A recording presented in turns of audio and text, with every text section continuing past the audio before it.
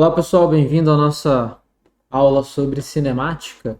Bom, na aula passada a gente conversou sobre as equações de movimento para o caso de um corpo, uma partícula que esteja se movimentando com uma velocidade constante. Lembra? O A é constante. E a gente chegou a algumas equações. E as equações descreviam esse movimento se a minha aceleração é constante. Lembra que a aceleração é uma quantidade vetorial, certo? Então, não tem choro nem vela. Ela tem componentes x, y e z, se levar em consideração o nosso espaço tridimensional cartesiano, certo? Sempre obedecer a tríade x, y, z, certo? Então tem que fazer sempre sentido a regra da mão direita, sempre 90 graus entre os eixos. Beleza, pessoal? Então hoje eu quero conversar com vocês sobre mais uma equaçãozinha interessante para a gente poder utilizar, que é chamada fórmula de Torricelli ou equação de Torricelli. Eu quero discutir então o que a gente vai definir como movimento retilíneo e mostrar duas coisas: o movimento retilíneo uniforme e o movimento retilíneo uniformemente acelerado, que a gente vai ver mais, tá? Daí eu vou falar sobre o que é um movimento unidimensional, isso já vai estar meio que englobado durante a aula, e sobre o movimento bidimensional e tridimensional, que não é algo tão diferente um do outro assim, certo? Então, beleza, pessoal, vamos lá. Então, olha só, o que acontece é que na aula passada a gente chegou exatamente nesse sistema de equações, né? Então eu tenho aqui a forma com a qual a componente x, x do quê? Da posição. Lembra que esse cara aqui marca a posição da minha partícula, lembra? Tá aqui, ó, o R. Então a componente x vai se comportar dessa forma, a componente y vai se comportar dessa forma e a componente z vai se comportar dessa fórmula aqui, né? Isso vem daqui dessa equação geral, né, na sua forma vetorial, onde eu tenho R, posição, é igual a R0, vetor, mais V0t, vetor, mais A, que é uma constante, né, um vetor constante, t ao quadrado dividido por 2. T é o tempo. E o tempo é marcado como? Marcado com um relógio no nosso referencial, tá? Então veja que com essas equações eu posso descobrir algumas coisas. A primeira delas é, se eu sei a aceleração e eu sei a velocidade inicial, eu consigo descobrir quanto que é a velocidade para todo o tempo, né? Claro que para o tempo zero é a velocidade inicial, v0. Para qualquer outro tempo, a velocidade vai se comportar dessa maneira. E como a gente viu na aula passada, esse comportamento é de uma reta de primeiro grau para uma componente, né? Legal. Outra informação que também posso obter agora é, então, a posição, que é dada por essa expressão aqui, né? A posição depende da posição inicial, da velocidade inicial e da aceleração. Com isso, eu consigo descobrir quanto é a posição, ou qual a posição da minha partícula para todo o tempo. Descubro qual é a trajetória que essa partícula descreve. Veja que essa trajetória ela pode ser unidimensional, bidimensional ou tridimensional, da forma que está escrito aqui já, né? Aqui eu estou levando em consideração já um espaço tridimensional com três componentes. Aqui eu escrevi para vocês na forma escalar, né? Que é a forma de componente, onde eu abri a componente do R, a componente X, a componente Y e a componente Z. Bom, então veja aqui, o que eu posso melhorar dessas equações todas? Eu posso chegar numa expressão, então as duas expressões que eu tenho são essas daqui, ó. Bom, vamos começar aqui com o nome do que eu estou fazendo, tá? Eu quero chegar aqui na fórmula de Torricelli, fórmula ou equação de Torricelli. Torricelli, tá? O que é isso? Olha só, eu tenho as seguintes expressões, né, que eu cheguei.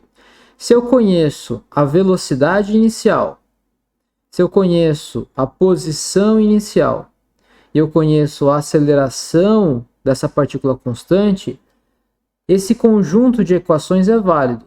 A velocidade em todo o tempo vale a velocidade inicial mais a aceleração vezes o tempo, né? Essa é a primeira equação, é a equação da velocidade da minha partícula. A outra equação é essa. a posição da minha partícula, ela vai ser a posição inicial, mais a velocidade inicial vezes o tempo, mais meio, né, da aceleração vezes o tempo ao quadrado. Então, essa é a equação da velocidade, essa é a equação da posição. Tá? Veja, no ensino médio você aprendeu isso daqui, né? Com alguns nomezinhos, né? Isso aqui tinha o nome de sorvetão, por exemplo, né? Sorvetão, onde a posição unidimensional era S, tá? Agora a gente já tem um conhecimento bem maior disso, né? Então dá para interpretar essas relações de uma maneira um pouco mais completa. Mas o que essas duas expressões têm em comum? Né? Outra coisa, olha, se eu pegar essa expressão aqui, né, e derivar ela, derivada com relação ao tempo do R, o que isso aqui vai dar? Olha, derivada de uma constante é zero. Derivada de V0 dá V0. Desculpa, derivada de V0 de t dá V0. E derivada de meio de AT quadrado, né, vai dar 2t, 2 com 2 corta, vai dar mais AT. Ou seja, dá a própria velocidade, né, que é essa expressão aqui. Então, beleza, todas as minhas equações elas estão funcionando, tá batendo certinho do jeito que eu esperava que fosse, tá? Agora, essas duas expressões são expressões para a velocidade e para a posição que tem uma dependência temporal. Elas dependem do tempo t, né? O tempo que marca o meu relógio. Agora, olha que interessante. O que eu posso fazer? Eu posso isolar quanto vale o tempo numa dessas expressões, substituir na outra expressão e ficar com uma expressão final que agora relaciona posição e velocidade que independe do tempo. Né? Vou deixar vocês fazerem em casa um exercício que é o seguinte. Ó. Em uma dimensão, você faz o seguinte. Ó, V, por exemplo, a velocidade na direção x, depende do tempo. Né? Isso aqui vai ser igual a velocidade inicial na posição x, mais a aceleração na direção x vezes o tempo. Aqui eu vou ter a posição x de t, que é igual a x0 mais v0x vezes o tempo, mais meio de ax, meio de axt ao quadrado. Tá? Façam em casa como exercício isso. Peguem essas duas expressões, isolem numa dessas expressões o valor do tempo e substitua esse valor aqui e substitui esse valor aqui e você vai chegar numa expressão que vai relacionar ou a posição em função da velocidade ou a velocidade em função da posição, certo? Tá?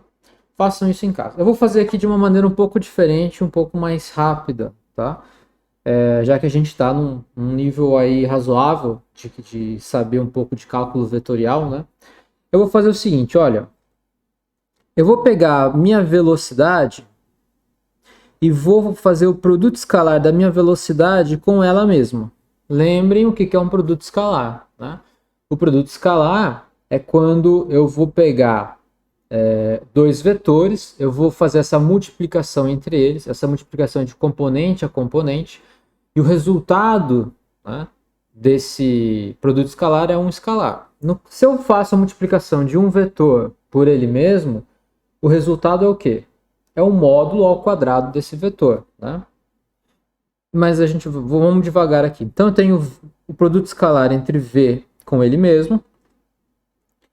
Então isso quer dizer que é a mesma coisa que fizer o produto escalar de V0 mais AT, produto escalar com V0 mais AT. Né? Quanto que isso aqui vai dar? Olha, V com V vai dar V quadrado. Né? Aqui eu vou fazer distributivo. Eu vou ter V0, produto escalar com V0, mais duas vezes V0 produto escalar com A vezes o tempo, mais produto escalar de A com ele mesmo, vezes o tempo ao quadrado. Né? Abram, façam essa distributiva para vocês verificarem isso. Aqui eu vou ter então V ao quadrado, vai ser igual V0, escalar V0, vai dar V0 ao quadrado. Né? Vai dar o módulo do vetor ao quadrado. Mas, aqui eu vou fazer o seguinte, ó, eu vou colocar duas vezes o A em evidência. Né? Ou seja, peguei o vetor A, que é a aceleração, coloquei em evidência com produto escalar. Né? E vou fazer a distributiva aqui, ó, com V0 vezes o tempo, mais o quê? Meio de AT ao quadrado. Né? Se eu fizer a distributiva, desse termo por esse termo, vai dar esse de cima. Desse termo por esse termo, vai dar esse termo aqui. Tá bom? Agora, olha só que interessante. Essa expressão aqui, V0t mais meio de AT quadrado, é exatamente isso, ó. Né? Ou seja, se eu pegar R, que é a posição, então, num tempo t, menos a posição inicial, R0, isso aqui vai dar o meu V0, t mais meio de AT ao quadrado.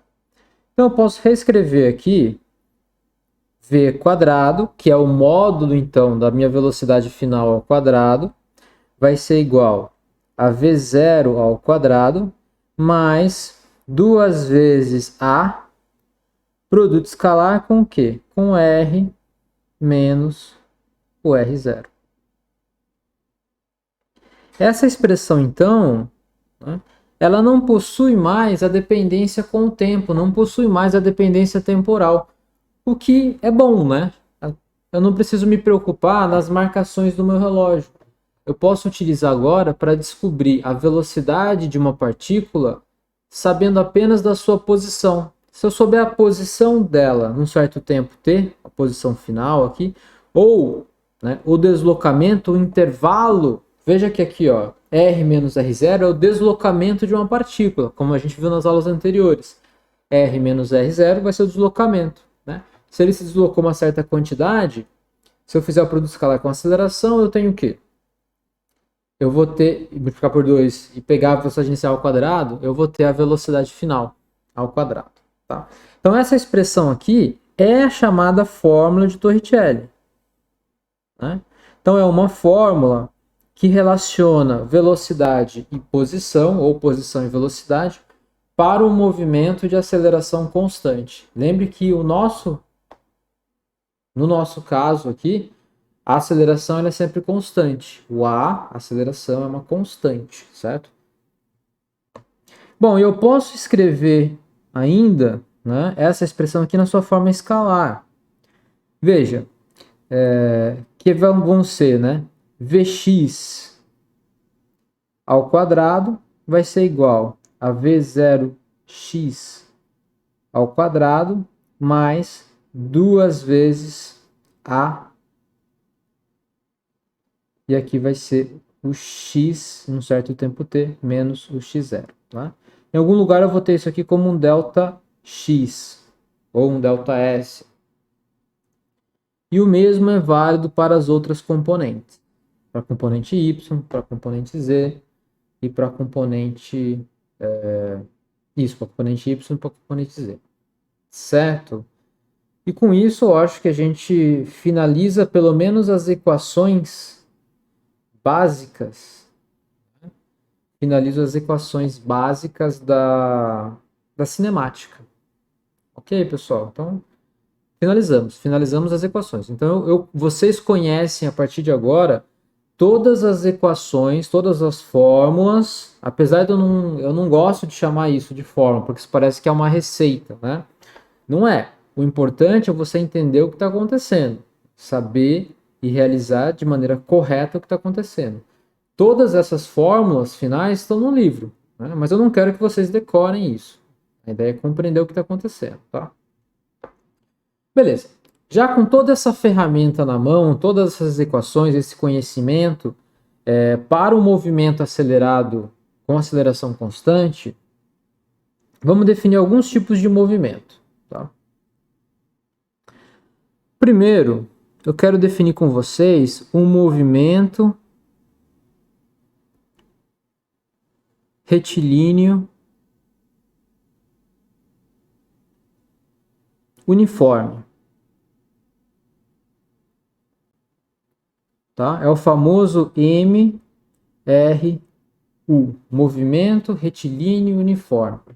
O que é esse movimento retilíneo uniforme? Bom, o próprio nome já diz, né? Eu tenho uma partícula, e essa partícula aqui, né, no meu caso, é sempre um carrinho desajeitado. Essa partícula ela se move numa linha reta, no eixo X, por exemplo. Tá? Então, esse carro ele está preso nessa linha reta, nessa rodovia, cuja direção é basicamente uma linha reta. Eu posso pensar no movimento retilíneo uniforme numa rodovia torta? Eu não posso, tá? Por quê? Porque uma outra característica principal do meu movimento retilíneo uniforme, o que vai caracterizar ele? É uma aceleração nula.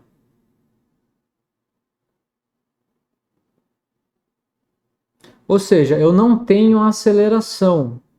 Se eu não tenho aceleração, lembra que a aceleração é a variação temporal da velocidade. Se isso daqui é nulo, isso quer dizer que a minha velocidade é uma constante. Né? Como é uma linha reta, não me interessa então para os lados, ou seja, direita, esquerda, acima e abaixo, só me interessa a frente e atrás. Né?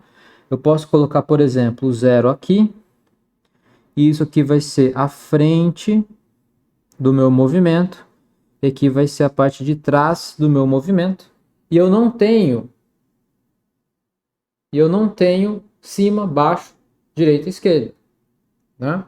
Então, meu movimento ele é unidimensional. Movimento unidimensional. Então, o movimento retilíneo uniforme, o MRU, ele é caracterizado por um movimento que é unidimensional. Você pode botar aí o eixo que você quiser, o eixo X, eixo Y, o eixo Z, não importa, né? Ou um nome qualquer. Os livros de ensino médio costumam chamar esse eixo de S, tá? Enfim, você pode dar o nome que você quiser para esse eixo. E a característica vetorial, ela não é tão importante assim, né? Porque como é uma única dimensão, a aceleração, então, é igual a dv dt, porque ambas, a aceleração e a velocidade, apontam na mesma direção, né? Não necessariamente no mesmo sentido, porque vai depender de como varia a velocidade, mas apontam na mesma direção. Então essas características aqui, né, podem ser tratadas de maneira escalar. Não preciso da informação vetorial. Contudo e no entanto, se você tem dúvida com relação a essa transformação da componente vetorial para a componente escalar, utiliza vetores, tá? Então não tenha medo de vir aqui e falar, olha, nessa direção é a direção I chapéu. Não tem problema, bota aí a direção I chapéu e faz todas as contas de maneira vetorial, tá? Porque daí você não vai ter dúvida para onde aponta a tua velocidade, para onde aponta o teu deslocamento, para onde aponta a tua aceleração, certo? Então é isso, né? Tomem cuidado com isso. Então no movimento retilíneo uniforme, eu tenho aceleração nula e a aceleração é igual a zero, né? Então, isso aqui é igual a zero. Não tem jeito, não tem choro nem vela. Bom, se a aceleração é igual a zero, olha só.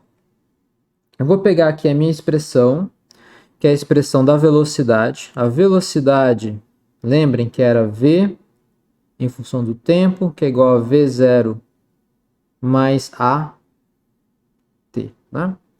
Como é uma única dimensão, isso daqui pode ser então v, que é a velocidade sempre na direção x, que só tem uma velocidade, né? O que eu estou fazendo é o seguinte, olha, isso aqui não tem componentes v na direção, vx na direção y, né? Mais tal na direção j? Tem. né? Só que como que é unidimensional, as outras componentes são nulas. A única que sobra é essa aqui. Então eu vou reescrever isso aqui na forma escalar, que é Vx de t vai ser igual a componente do outro lado, que vai ser V0x, ou a velocidade inicial no eixo x, só, né? Como isso aqui é uma constante, velocidade inicial, tudo isso daqui é constante. Então a velocidade no movimento retilíneo uniforme, ela é uma constante. Então a velocidade de uma partícula que está sob um movimento retilíneo uniforme, ela é sempre constante. Não tem jeito, né? O gráfico da velocidade em função do tempo não tem segredo. Vai ser sempre uma reta, né? Era o V0 aqui e continua sendo o V0 para todo o tempo, né? Qualquer tempo. Beleza? A outra agora coisa. Essa é a velocidade. Falta descrever a posição. A posição é R, que é igual a R0 mais V0t mais meio de AT quadrado. Como o movimento é unidimensional, então eu vou pegar só a componente x aqui. X vai ser igual a x0 mais V0x de t mais meio. E quanto que é a aceleração? É zero. Então me sobra essa expressão aqui, ó. Tá? X, que é a posição da partícula, vai depender da posição inicial, mais a velocidade inicial que ela tinha, que é a velocidade que ela sempre vai ter, multiplicada pelo tempo. E o gráfico agora, né? O gráfico da minha posição em função do tempo é o quê? É uma equação do primeiro grau. Ele sai daqui, que é a posição x0, e se a velocidade for positiva, ele vai para x positivo, isso aqui vai aumentar, né? Se a velocidade inicial for positiva. Caso contrário, ele vai para baixo, se a velocidade inicial for negativa. Né? E você pode notar, se for negativo aqui, né? Se eu tiver uma velocidade V0x que é negativa, sempre vai ser constante. Né? Note que o gráfico da velocidade, ele é a derivada do gráfico da posição. Então, para quem aí está relembrando derivada, já sabe derivada, é isso. Né? Velocidade é a derivada da posição. Isso, pura e simplesmente. Certo? Esse tipo de equação que eu escrevi ali, x de t, que é igual a x0 mais v0 x de t, se ao invés de eu chamar o eixo, né, de x, eu chamar o eixo de s, isso aqui vai ser o meu s de t, que é igual ao s0, mais a velocidade inicial vezes o tempo. Né? Isso aqui, no ensino médio, é o que o professor fica falando. Olha, para o movimento retilíneo uniforme, o que vale é a fórmula do sorvete. E é essa a fórmula do sorvete, tá? Olha só, pessoal, eu não gosto disso, tá? Eu não gosto de ficar memorizando coisas com palavras assim. Por quê? Porque a gente está num ponto em que a gente pode utilizar esse tipo de dica para o aluno que precisa obrigatoriamente, às vezes, decorar porque não gosta da disciplina para fazer uma prova, alguma coisa assim, né? Mas a gente, nós, para poder explicar isso, a gente tem que compreender, tá? Então eu prefiro que vocês compreendam o que está acontecendo passo a passo, por isso que eu não estou utilizando esses nomes, esses nomes mnemônicos, né, para que não atrapalhe a gente. Então não vou falar de sorvete, sorvetão, depois eu vou falar de PV igual a RT, não vou ficar falando esses nomes malucos aí, porque eu acho que a gente tem que saber e compreender o que está acontecendo, tá? Porque quando a gente vai ensinar lá no ensino médio, a gente pega partes muito específicas de alguma coisa para tentar explicar, tá bom? Bom, então é isso que acontece com o movimento retilíneo uniforme unidimensional, né? Eu vou deixar aqui. Depois, na próxima aula, eu faço um exemplo sobre um problema associado a isso. O próximo tipo de movimento é o movimento retilíneo. Então daqui dá para a gente ver que está tudo em uma única dimensão, numa linha reta, né? Como carros se movendo numa direção. O de cima, o movimento retilíneo uniforme, é como se fosse um carro se movendo sempre com a mesma velocidade, ou seja, na hora que ele começou o movimento, a pessoa nunca mais nem acelerou o carro pisando no acelerador, nem mais freou o carro pisando no freio, tá? O movimento retilíneo é uniformemente acelerado. Uniformemente acelerado, ou o MRUA. Tem livros que chamam esse tipo de movimento retilíneo uniformemente variado, tá? Cuidado com isso. Por isso tem que compreender o que está acontecendo. O que é esse uniformemente acelerado? Quer dizer que agora a minha aceleração ela é diferente de zero, né? Diferente do vetor nulo. No nosso caso aqui, como é uma dimensão, vou tirar essa informação vetorial, vou deixar só a aceleração. A aceleração ela é diferente de zero, né? Ela é não nula. Só que além de ser diferente de zero, ela é uma aceleração constante, tá? Então agora eu estou dentro de um carro e eu estou pisando no acelerador de maneira que a aceleração ou a taxa com a qual a velocidade do meu carro varie sempre de forma constante, tá? Eu não estou pisando mais fundo ou mais raso no acelerador, nem mais fundo ou mais raso no freio. Eu estou pisando sempre da mesma maneira, tanto no freio como no acelerador, tá? Nesse movimento retilíneo uniformemente acelerado, ou MRUA. Nesse caso agora, né, então eu tenho o meu carro lá, esse carro também está no... Vamos fazer o carro de novo, tá? O meu carro, ele está nessa rodovia, que é uma linha reta, basicamente, né?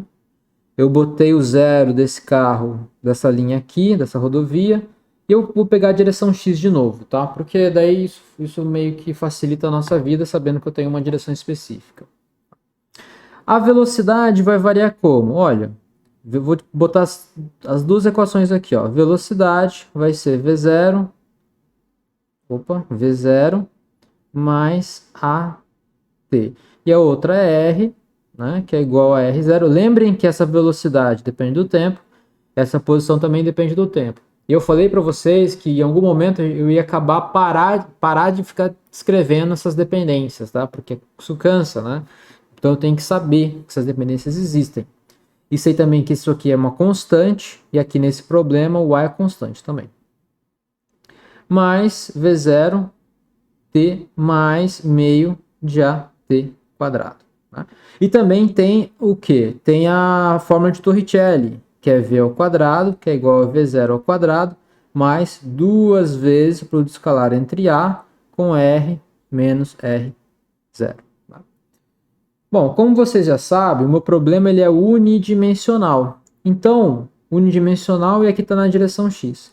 Então, apenas a componente x dessas expressões me interessa, né? Então, a velocidade na direção x depende do tempo, isso aqui vai ser igual a velocidade inicial na direção x, mais o quê? Mais a aceleração na direção x vezes o tempo.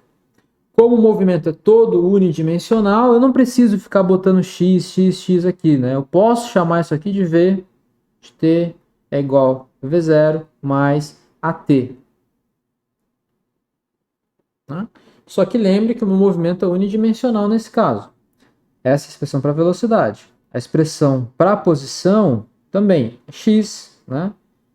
do t vai dar x0 mais v0t mais, aqui ó, vou fazer completo, v0xt mais meio de axt quadrado.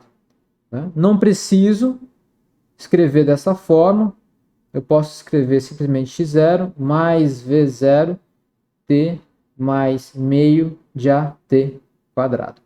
E como eu disse, vai ter livro, vai ter lugares em que isso aqui vai estar escrito como S igual S0 mais V0t mais meio de AT quadrado, que lá para o professor de ensino médio é chamado sorvetão. Então, um movimento retilíneo uniforme, uniformemente variado ou uniformemente acelerado, vai valer a fórmula do quê? Do sorvetão, né? Mas não façam isso. E no caso aqui do Torricelli, vai ser V quadrado, tá? Igual a V0 quadrado, mais 2 vezes A vezes o quê? Delta X ou delta S, né? Dependendo do que você chamar o eixo. Certo? Eu tenho essas três expressões aí que vão ser válidas para o meu movimento. Não tem jeito, não tem choro, nem vela. Beleza, pessoal? Então, olha só. Então, eu tenho o meu movimento, que é o movimento retilíneo uniforme, o movimento retilíneo uniformemente variado. Esses dois movimentos são movimentos unidimensionais. Até agora, tanto o MRU, o MRU e o MRUA são 1D, né? São unidimensionais. Certo? Mas a gente vive num mundo que não é unidimensional. Certo, pessoal? A gente vive num mundo que é tridimensional. Então as coisas, né, estão aqui no espaço, que é um espaço. Deixa eu pegar alguma coisa aqui para mostrar para vocês. Vou pegar um pendrive, né? Então o pendrive ele se move no espaço, né? Ele pode se mover em linha reta. Se ele se mover em linha reta, ele está em movimento retilíneo uniforme ou em movimento retilíneo uniformemente variado. Beleza. Isso se a aceleração for constante. Né?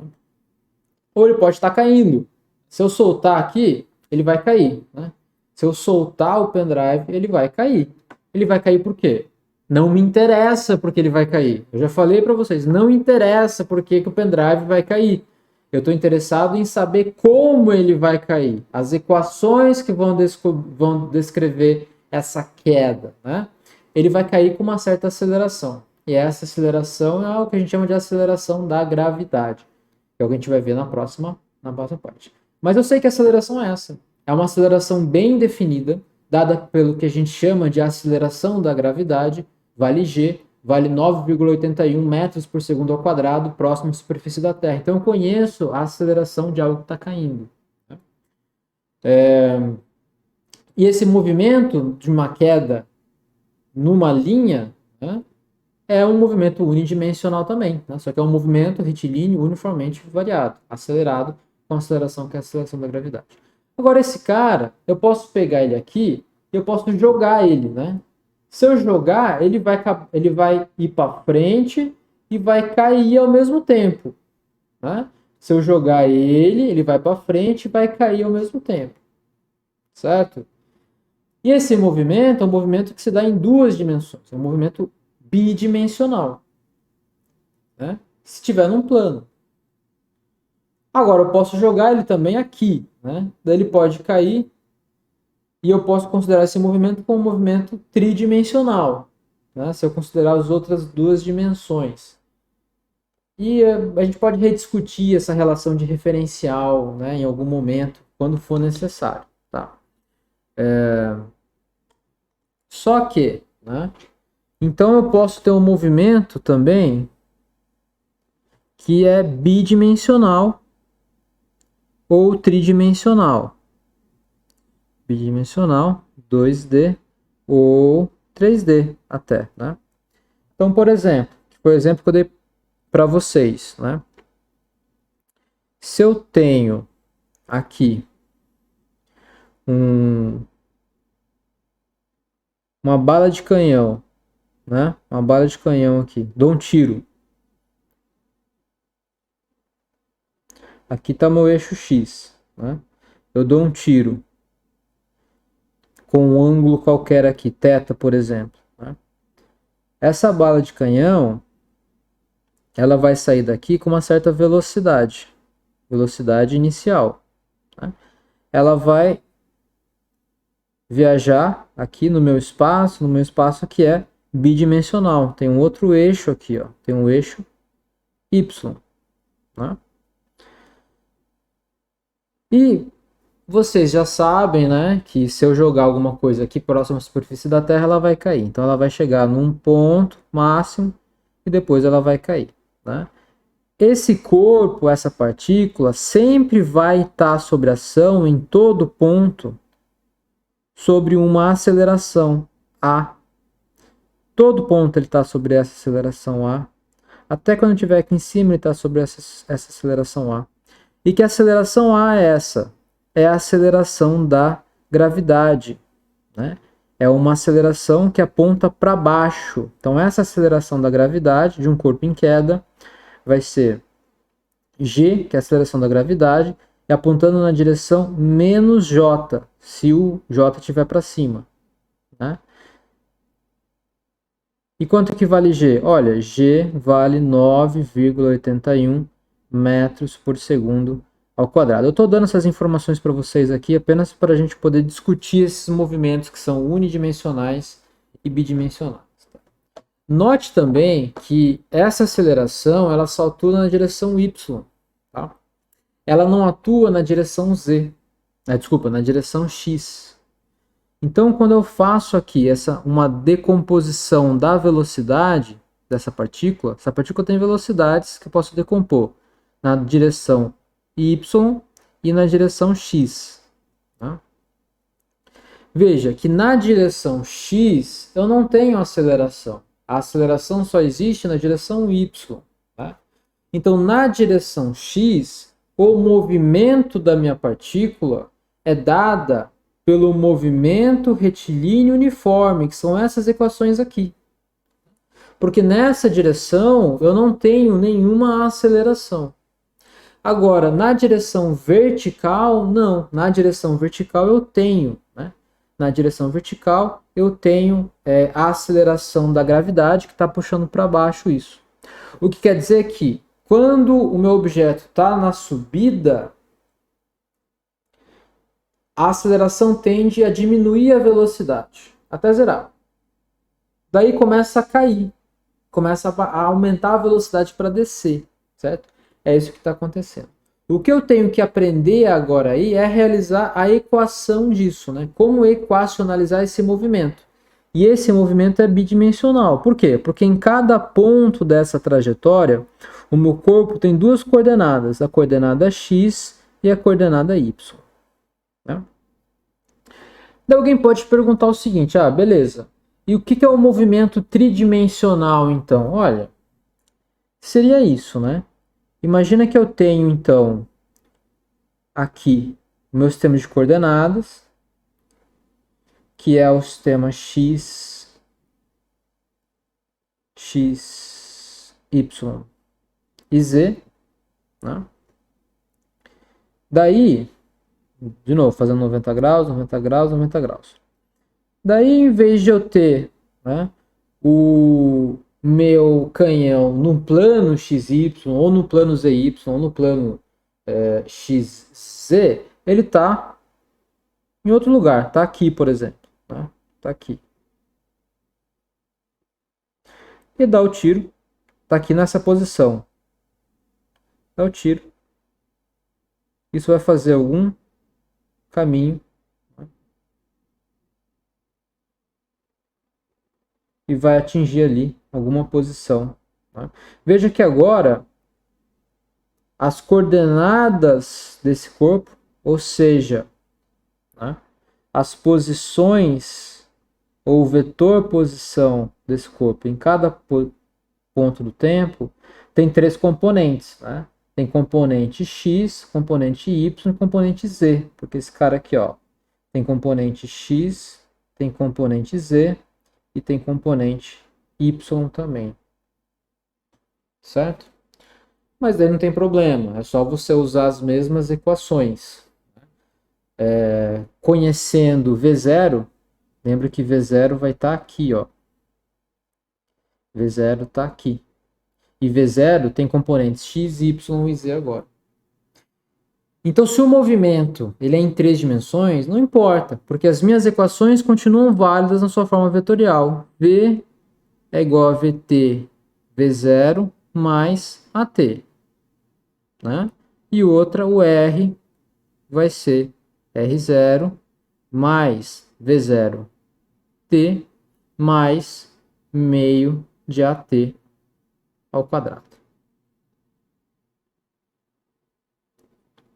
Certo?